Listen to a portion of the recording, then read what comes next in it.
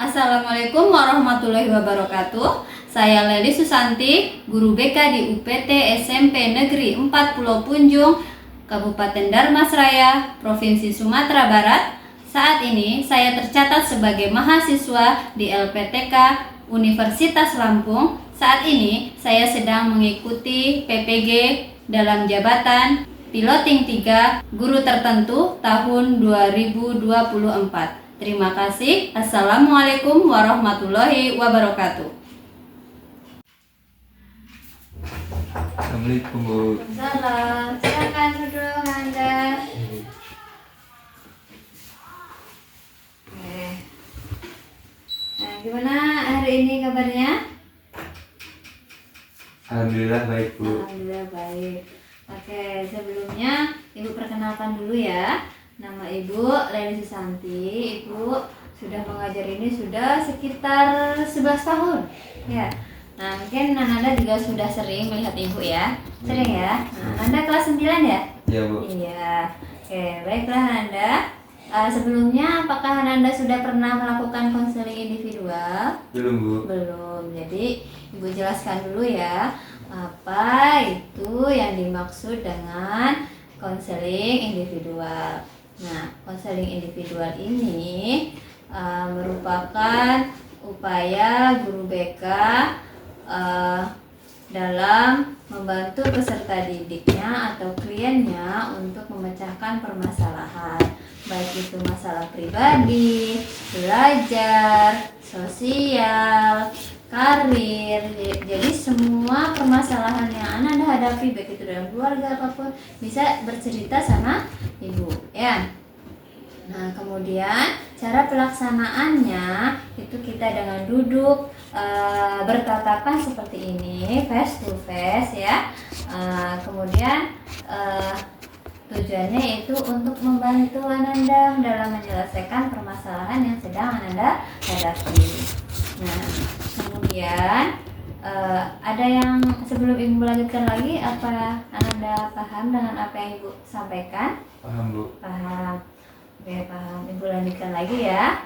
Nah, jadi dalam konseling individual ini itu ada azas yang memang dipegang teguh oleh guru BK.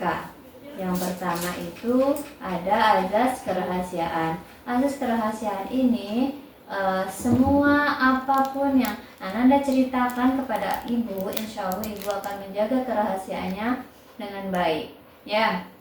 Jadi Ananda bebas bercerita tentang apa saja, jadi jangan ragu sama Ibu ya. Ibu harapkan Ananda begitu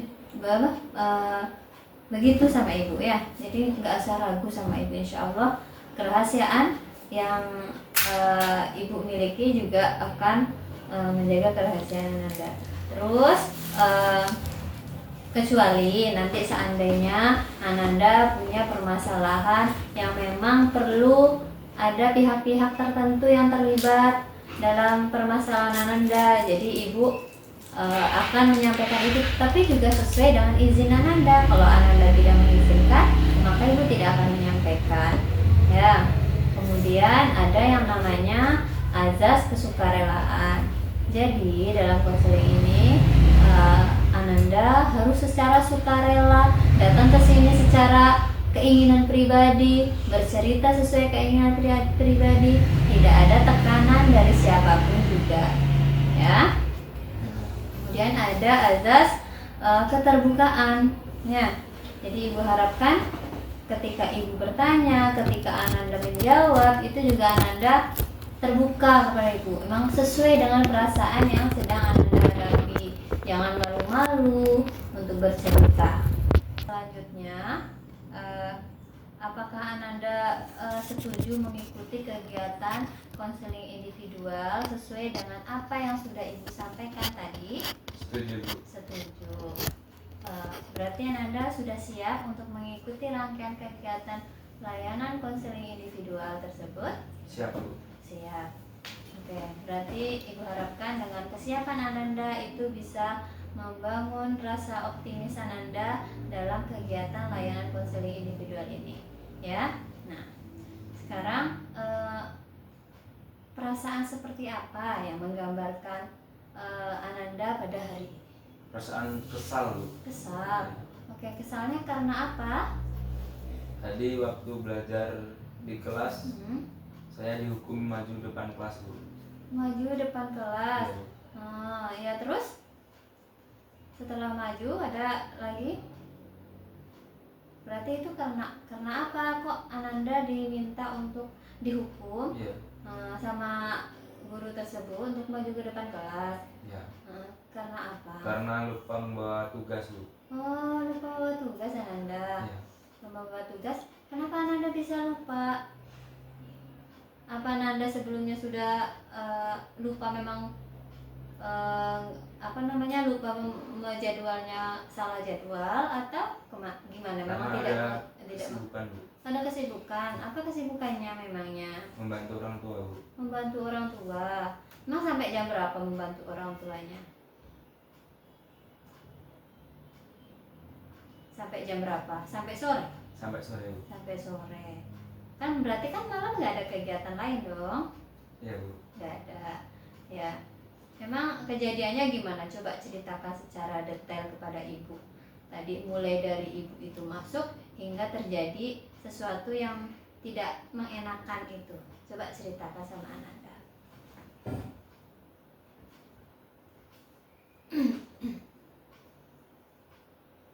Dari mulai masuk tadi kan Ananda bilang bahwa ada guru tersebut yang menghukum Ananda, ya. Terus kemudian karena tidak membuat PR Ananda, terus ibunya meminta Ananda untuk berdiri di depan kelas, ya. Coba ibu minta kepada Ananda untuk menceritakan tadi kejadian pas di kelas, ya. Tadi kan mungkin teman-teman yang siapa yang membuat tugas kan gitu kan gurunya. Terus suruh dikumpulkan. Ya, coba ceritakan sama Ananda tentang kegiatan itu sehingga sampailah pada Ananda bahwa Ananda tidak membuat tugas. Coba Ananda ceritakan. Jadi gini Bu, Ya. gurunya di kelas menanya siapa saja yang membawa tugas. Terus saya nggak buat tugas Bu.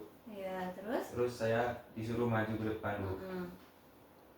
Dinasihatin, saya membantah Bu. Alah, cuman tugas bisa dikerjakan nanti gitu Bu. Oke. Dari perkataan seperti itu, kira-kira menurut Ananda baik atau tidak? Tidak Bu. Tidak baiknya kenapa? Karena ada kata-kata yang tidak pantas Bu. Ya, berarti kata-kata tersebut seharusnya tidak muncul dari diri Ananda. Kenapa? Karena bagaimanapun juga seorang guru itu memberikan yang terbaik untuk anak didiknya. Ya, apalagi Ananda sudah kelas 9, otomatis Ananda memang harus lebih giat belajarnya. Kalau nanti tugasnya tidak dikerjakan atau kemudian Ananda melawan, itu akan sulit pelajarannya masuk ke dalam kepala kita, ya. Untuk membantu orang tua itu sangat bagus Ananda, tapi kita juga mesti harus tahu, ya, tugas sebagai anak itu memang membantu orang tua di rumah. Nah, tugas sebagai siswa juga mengerjakan tugasnya, tugas-tugas yang diberikan oleh guru sebaik mungkin, dan ketika diberikan nasihat itu diterima dengan baik dan lapang dada. Ya, bisa jadi itu sebagai bahan untuk introspeksi diri kita menjadi lebih baik ke depannya. Dan untuk selanjutnya, kira-kira apa yang harus dilakukan sama Ananda dengan kondisi yang seperti itu? Anda kan sudah melakukan beberapa kesalahan, ya. Yang pertama, tidak mengerjakan tugas dengan baik sesuai dengan waktunya. Kemudian Ananda juga membantah apa yang disampaikan oleh guru, ya kan? Nah, kira-kira sikap seperti itu benar atau salah? Salah Bu. Salah. Kalau salah, lalu apa yang seharusnya dilakukan oleh Ananda agar itu tidak terjadi lagi? Saya akan memperbaiki Bu, akan mengerjakan tugasnya tepat waktu lagi. Dan mengerjakan tugas tepat waktu. Ya. Kemudian lagi Tidak membantah guru Bu. tidak membantah guru, karena nanti kalau kita mudah emosi, meluap-luap emosinya tanpa kita menyadari kesalahan kita, itu sangat mengganggu baik untuk Ananda sendiri maupun orang lain. Ya, contohnya Ananda ini kan lagi dinasehati sama guru, kemudian tidak menerima dengan baik apa yang disampaikan oleh guru. Yang pertama, hatinya merasa dongkol, mau apapun yang kita lakukan itu pasti tidak merasa nyaman, tidak lega. Jadi apapun yang kita lakukan terasa salah aja di mata kita, ya apa enggak? Iya Bu. Nah, kemudian kalau di mata orang lain, kalau kita mudah marah seperti itu tuh otomatis teman akan malas untuk berteman dengan kita, takut nanti tanpa mengetahui kesalahannya kita Anda marah-marah kepada teman tersebut, jadi dihindari oleh teman-teman. Ya apa enggak? Ya, Ya kan. Nah, oke, untuk selanjutnya Ibu harapkan Anda mampu memperbaiki perilaku tersebut. Ya, jadi tindakan tersebut Anda tahu bahwa itu adalah tidak benar ya. Ya Bu. Kemudian kalau Ananda kira-kira ternyata terjadi nih kondisi seperti itu lagi, contohnya ada mungkin tidak ada tugas diberikan oleh guru, kemudian Ananda kira-kira akan gimana? Ini Ananda ada tugas diberikan oleh guru tersebut, lalu apa yang akan Anda lakukan? Mengerjakannya dengan tepat waktu. Mengerjakannya dengan tepat waktu. Lalu ketika diberi nasihat oleh guru tersebut, apa? Mendengarkannya Bu. Mendengarkannya.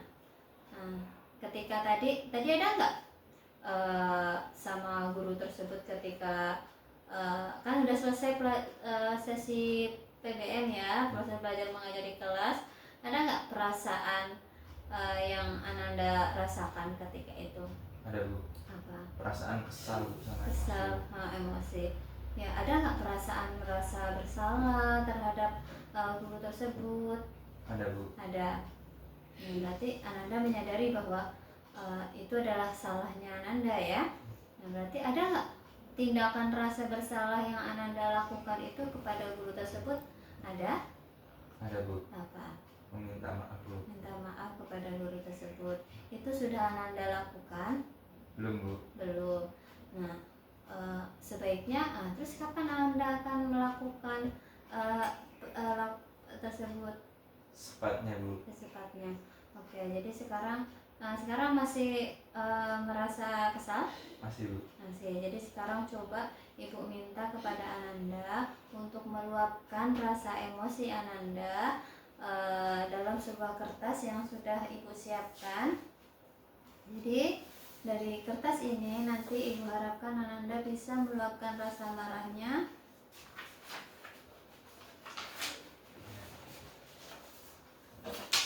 kesalahan yang Ananda hadapi baik dalam situasi itu maupun tidak dalam situasi tersebut. Ya, pokoknya apapun yang memang mengganjal di dalam diri Ananda silakan diungkapkan dalam kertas ini.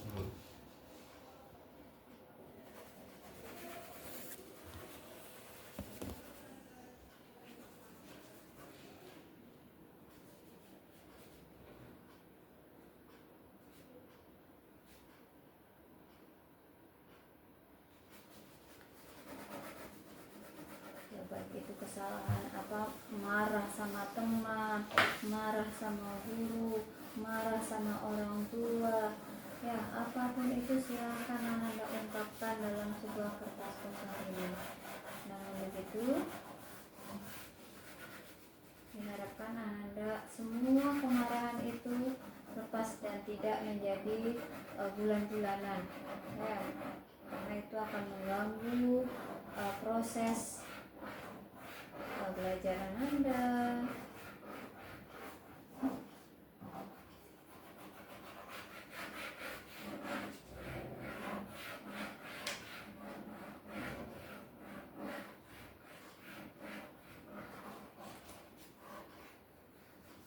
Sudah Bu. Sudah? Nah, Oke. Baik. Setelah melakukan hal ini, apa yang Ananda rasakan? sudah lega Bu. Sudah lega. Ananda yakin sudah lega? Yakin Bu. Yakin. Nah, ya, oke, baik. Jadi memang sangat penting untuk kita menyampaikan atau menyalurkan emosi kita, tapi dengan cara yang positif, ya, tidak dengan cara yang negatif, ya, seperti yang tadi Ananda lakukan. Itu tidak dibolehkan atau tidak dibenarkan, ya. Kemudian Ibu ini ada tips agar Ananda bisa mengendalikan emosi ketika ada sesuatu hal yang membuat Ananda emosi. Jika kita marah, itu ada yang pertama, yaitu dengan merubah posisi ketika sedang marah. Ya, ketika marah itu sedang berdiri, maka kita dengan posisi duduk.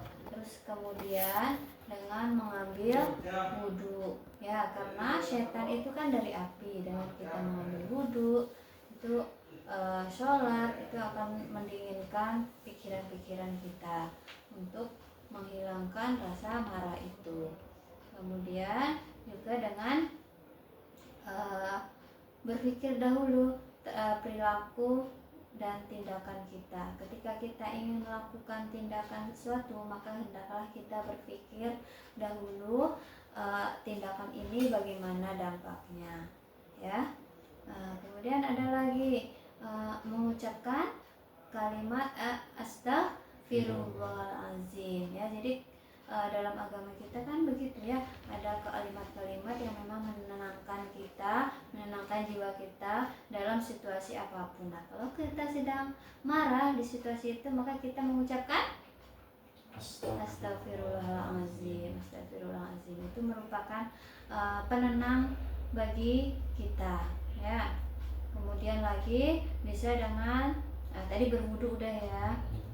Kemudian dengan berzikir, membaca Al-Quran, ya, dengan mengalihkan pikiran-pikiran kita untuk emosi itu agar tidak keluar. Jadi bisa dengan berzikir, membaca Al-Quran, maka hati kita akan sejuk. Kemudian juga dengan melaksanakan sholat 5 waktu. Nah, Nanda sholatnya bagaimana di rumah? Udah ada yang bolong? Ada Bu. Ada. Nah, untuk selanjutnya memang harus diperbaiki, ya Nanda. Jadi dengan begitu yang namanya sholat itu mencegah perbuatan keji dan mungkar, ya. Dengan seperti itu kita melaksanakan sholat 5 waktu sehari, itu akan menghindari perbuatan-perbuatan yang tidak baik, ya. Tadi ada berapa yang Ibu sampaikan tadi? Yang pertama tadi apa?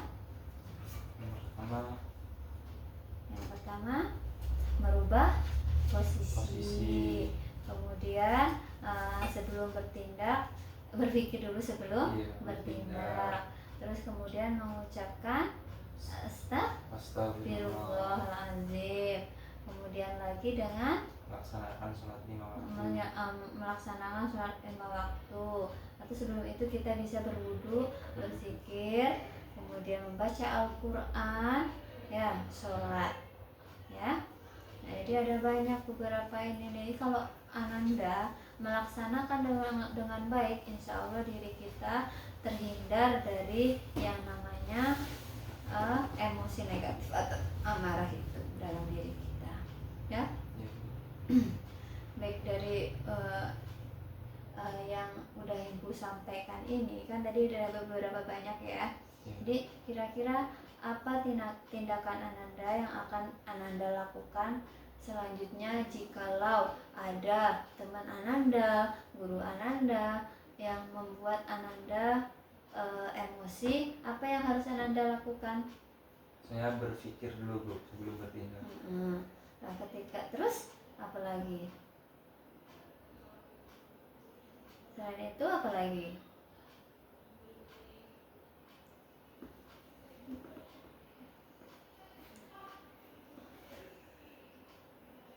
Apa? Kan tadi ada yang ibu sampaikan tadi? Mencuci muka atau berwudu kan bisa ya, istighfar, wudu, memindah posisi. Ya. Oke. Anda coba lebih pahami lagi materi yang ibu sampaikan. Dari godaan syaitan dengan membaca ta'awudz. A'udzu billahi minasyaitonir rajim. Aku berlindung kepada Allah dari syaitan yang terkutuk, karena sumber amarah adalah syaitan, sehingga godaannya bisa diredam dengan memohon perlindungan kepada Allah. Rasulullah SAW bersabda yang artinya, apabila seseorang marah kemudian membaca a'udzu billah, maka marahnya akan reda. Kedua, diam dan jagalah lisan. Bawaan orang marah adalah berbicara tanpa aturan, sehingga bisa jadi dia berbicara sesuatu yang mengundang murka Allah. Karena itulah, diam merupakan cara yang mujarab untuk menghindari timbulnya dosa yang lebih besar. Rasulullah SAW pernah bersabda yang artinya, jika kalian marah, diamlah. Ketiga, mengambil posisi lebih rendah. Kecenderungan orang marah adalah ingin selalu lebih tinggi dan lebih tinggi. Semakin dituruti, dia semakin ingin lebih tinggi. Dengan posisi lebih tinggi, dia bisa melampiaskan amarahnya sepuasnya. Karena itulah Rasulullah SAW memberikan saran untuk meredam amarah. Rasulullah SAW menasihatkan, apabila seseorang marah dan dia berada dalam posisi berdiri, hendaknya dia duduk, karena dengan itu marahnya bisa hilang. Jika belum juga hilang, hendaknya dia mengambil posisi tidur. Keempat, ingatlah hadis ini ketika marah. Dari Mu'adz bin Anas al-Juhani radhiyallahu ta'ala anhu, Rasulullah SAW bersabda yang artinya, siapa yang berusaha menahan amarahnya padahal dia mampu meluapkannya, maka Allah akan memanggilnya di hadapan seluruh makhluk pada hari kiamat, sampai Allah menyuruhnya untuk memilih bidadari yang dia kehendaki. Dalam hadis yang lain, Rasulullah SAW bersabda yang artinya, siapa yang menahan emosinya, maka Allah akan menutupi kekurangannya. Siapa yang menahan amarahnya, padahal jika dia mampu melampiaskannya, maka Allah akan penuhi hatinya dengan keridhaan pada hari kiamat. Kelima, segera berwudu atau mandi. Marah itu dari syaitan, dan syaitan tercipta dari api. Padamkan dengan air yang dingin. Dalam sebuah hadis dari Urwah As-Sa'di radhiyallahu ta'ala anhu disebutkan, sesungguhnya amarah itu berasal dari syaitan, dan syaitan diciptakan dari api, dan api bisa dipadamkan dengan air. Apabila kalian marah, hendaknya kalian berwudu. Konsultasi syariat.com. Tips mengon. Sudah. Oke. Dari tayangan video tadi, apa yang bisa Anda ambil? Cara mengontrol emosi, Bu. Bagaimana caranya? Berpikir dulu sebelum Ya, bertindak. terus ada lagi? Berwudu. Lalu apa lagi? Berubah posisi. Ada lagi? Ada, Bu. Apa? Melaksanakan sholat. Terus apa lagi? mengucapkan kalimat Apa? istighfar, Bu. Istighfar, ya, bagus ya. Itu video yang tadi sampaikan. Lalu apa tindakan Anda untuk selanjutnya dari proses konseling ini? Apa tindakan yang akan Anda lakukan selanjutnya agar tidak terjadi permasalahan ini kembali? Apa yang akan Anda lakukan ketika Anda untuk selanjutnya itu apa yang akan Anda lakukan ketika berada di posisi ini lagi, kayak posisi tadi yang sudah terjadi itu? Apa yang akan Anda lakukan? Mengatur emosinya, Bu. Mengatur emosinya. Ya, terus bagaimana dengan tugas-tugasnya? Akan menyelesaikan tepat waktu. Ya, jadi begitu ya Anda. Jadi untuk selanjutnya Ibu harapkan Anda bisa mengendalikan emosinya dengan baik. Tugas-tugas sebagai anak, tugas-tugas sebagai siswa dilaksanakan sebaik mungkin. Kebaikan Anda, sekarang Ibu minta kepada Ananda untuk menyampaikan pesan dan kesan dari pelaksanaan konseling yang sudah kita laksanakan pada hari ini. Boleh mulai dari kesan dulu apa pesan dulu? Boleh? Kesannya saya menjadi lebih lega, Bu. Nah, leganya bisa meluapkan ya emosinya Ya. pada hari ini ya. Oke, terus pesannya? Kesannya Untuk kegiatan kita selanjutnya bagaimana?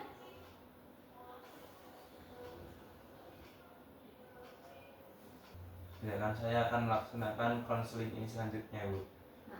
Kapan Ananda bisa melaksanakan konseling ini? Senin depan, Bu. Senin depan di jam pulang atau pas istirahat? Di jam pulang, Bu. Di jam pulang. Oke, baik.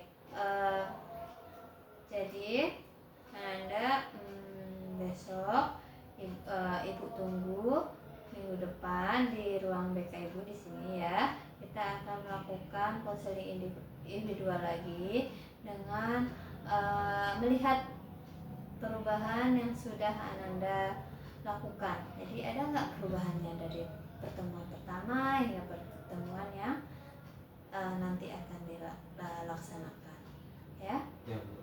Oke, baik. Ananda, jadi Ibu ucapkan terima kasih banyak untuk pelaksanaan konseling individual pada hari ini. Ibu harapkan memang itu benar-benar dilakukan perubahannya pada diri Ananda ya. Nah, semoga selanjutnya Nanda bisa terbuka lagi kepada Ibu, lebih luas lagi, lebih terbuka lagi. Jangan rasa takut, jangan rasa gugup, karena sesungguhnya Ibu kan ibaratnya kalau di sekolah itu sebagai teman bercerita. Ya, apapun masalahnya ceritalah sama Ibu ya. Ibu selalu bersedia mendengarkan keluh kesah Ananda ya kepada Ibu. Ya mungkin Ibu mungkin hanya itu ya pertemuan kita pada hari ini. Ananda bisa kembali lagi beraktivitas seperti di kelas. Ya. Ini ada satu lagi lupa tadi Ibu ya. Menuliskan tadi kan Ibu sudah menyampaikan ya pemahaman apa yang sudah Ananda peroleh dari video tadi. Sekarang Ibu minta kepada Ananda untuk menuliskan apa yang sudah Anda peroleh di pelaksanaan konseling ini.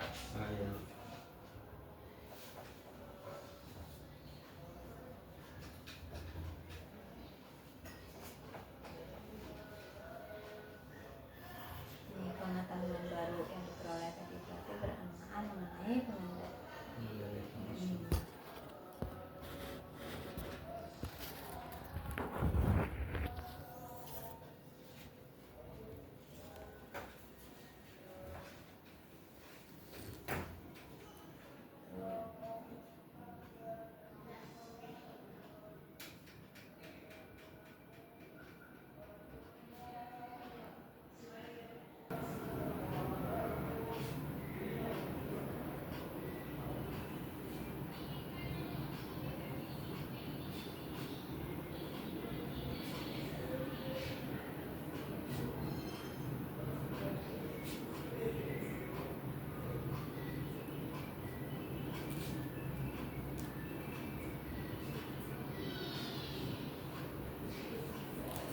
Terakhir, tanggung jawab Ananda setelah mengikuti layanan konseling orang ini.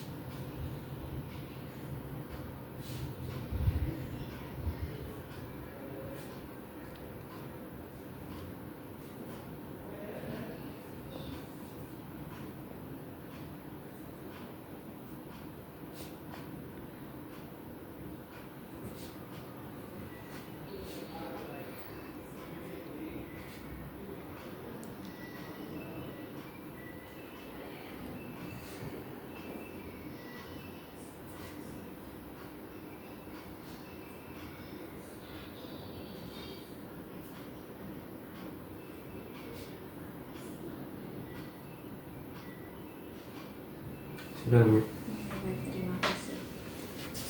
Anda boleh bergabung dengan teman-teman di kelasnya. Iya, Bu. Iya, ya. Iya, Bu.